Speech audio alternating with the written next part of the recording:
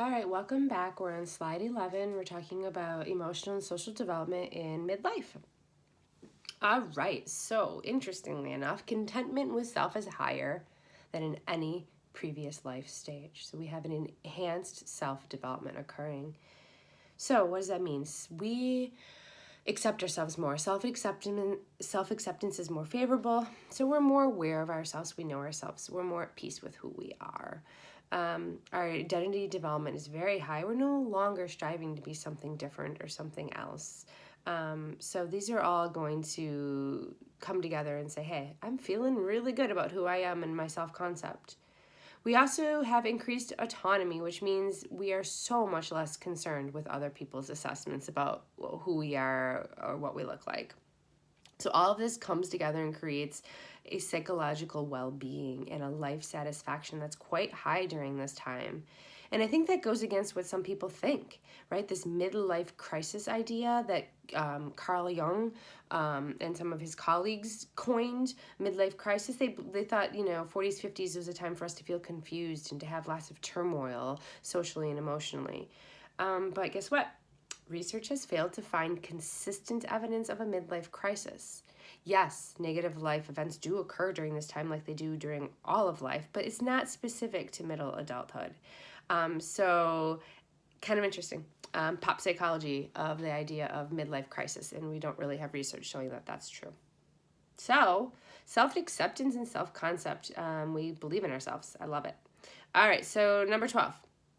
Gender issues across cultures. Again, gender remains an important determinant of the human experience like it has this whole way through. So in many cultures, interestingly, women come into an enhanced status. This enhanced status occurs. There tends to be more freedom, authority, more well-being. And so then that in turn goes into increasing traits like assertiveness and self-confidence. And so midlife does see a decline in restrictive gender roles. This isn't universal by any means, where you might find a greater position in family or religious, but we do see a similar increase in across cultures as far as more freedom, more authority sort of idea. So yes, cultures vary, but women are cultures vary in women achieving status and authority, yes. But overall, women sometimes do have an increased status. Variations in gender equality. So yes, women have more opportunity now, but things are still not what we would say is equal. There's this really interesting thing out there called the Gender Development Index, and it's calculated by the UN, but it shows gender differences in things like life expectancy, gender differences in education, median income, and we still see variation in equality. Marital roles, as we age, become more egalitarian for women, but women are still doing the bulk of the household chores. So let's see. Men are more flexible in midlife. Their gender roles are more flexible for them, so they don't have things like the motherhood penalty in their careers. They don't have to trade off their high status in their career like sometimes women have to do. So overall, yes, women's gender roles are changing drastically, and so are men's. But women's roles have changed a lot more than men's have if we're looking at this from a historical perspective. So again, gender is an important determinant here in our experience in life.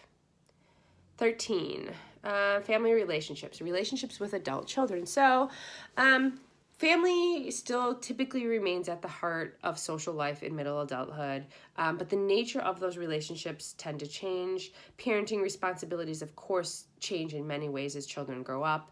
In midlife, most times our children aren't as small. We might have young adult or emerging young adult children at this time, or maybe a little younger as we're getting older, having kids. But basically, we have lots of different sort of relations with children. It sort of depends, right? Depends where you are. Midlife parents, like in Asia, Africa, South America, we tend to see like a married son and the wife living in the household with them, right?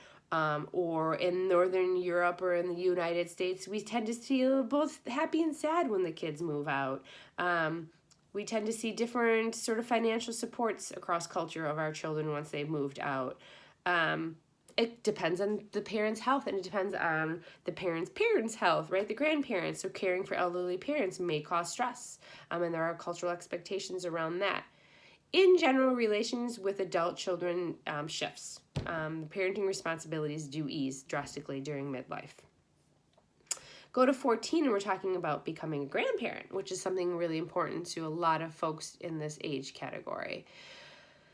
It depends on the involvement of the grandparent, as you watched in that video, right? Involvement is influenced by the distance of how close. We saw lots of differences on that video of how close they lived to their grandchildren, and that's going to affect the relationship with the kids.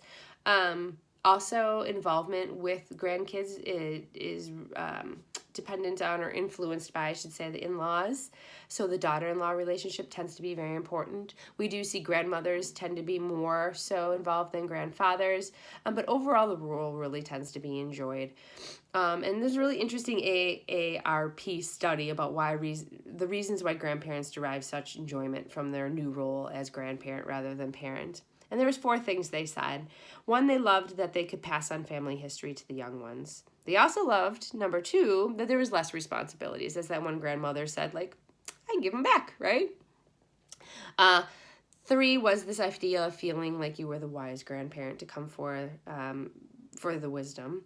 And then 4 was they felt like being a grandparent helped reduce fear of death, which I thought was really interesting as well. Let's go to slide 15 and talk about love and sexuality in middle adulthood. So marriage. Marriage is in midlife. Interestingly, look at this chart here. Marriage satisfaction follows a U-shaped pattern. So it starts high, you can see in the chart. Satisfaction starts high, declines, and then climbs back up again. Some scholars disagree with this assessment, but it's kind of interesting. If you look at most marriages have, like I said, right, a stable marriage is a predictive factor for health.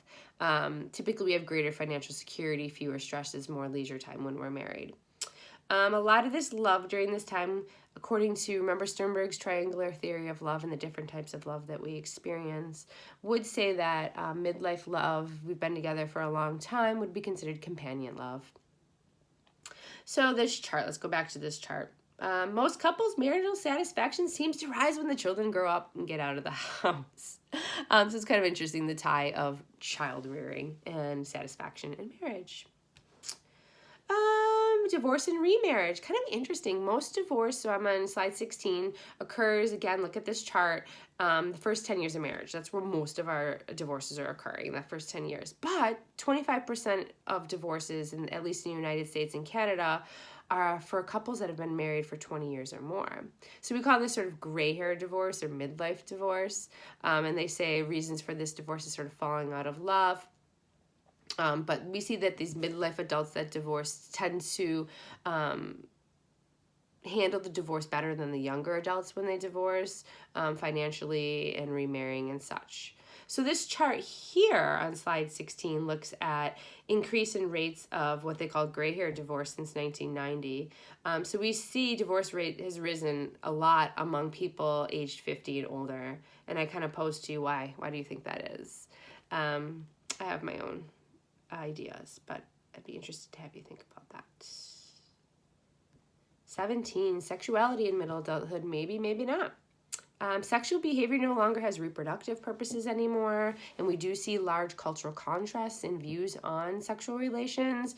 In India, midlife stage is all about, remember, those spiritual pursuits. But in the United States, we think sexuality enhances our emotional intimacy with our partners, and people say it provides pleasure for them. So this is why they say they have sexual relations. Remember that Sex in America study that I've talked about before?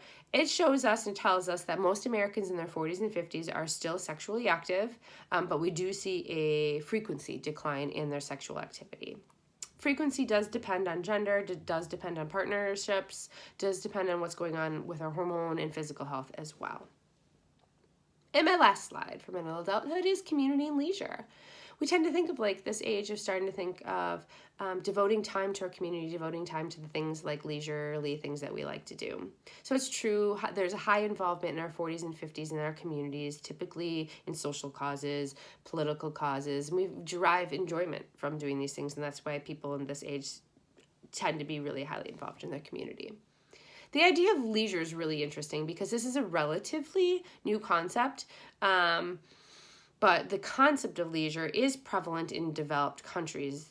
What does that mean? Well, we watch TV. I mean, that's the most popular, right? We're exposed and we're like interacting with media. We're exercising for like health. We're going and playing tennis or doing sports, playing golf, or other types of sports, walking with our friends, socializing, traveling more. And so this is leisure in middle adulthood, and we do see a huge increase in that as well. All right, folks, this is it, middle adulthood. Please email me questions. You guys are doing great. We're almost there. All right, great work. Thanks for watching, and I'll talk with you all soon.